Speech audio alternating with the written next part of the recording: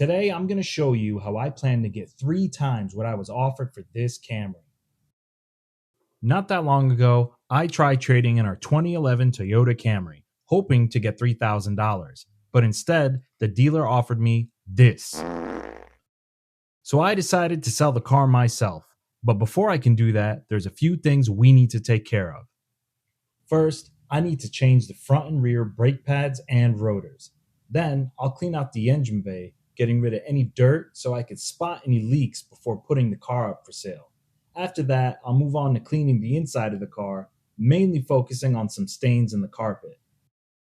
And last, I'll clean and polish the outside to bring this Camry back to life. Now that we've got the plan laid out, let's get right into it, because today, I'm working on it.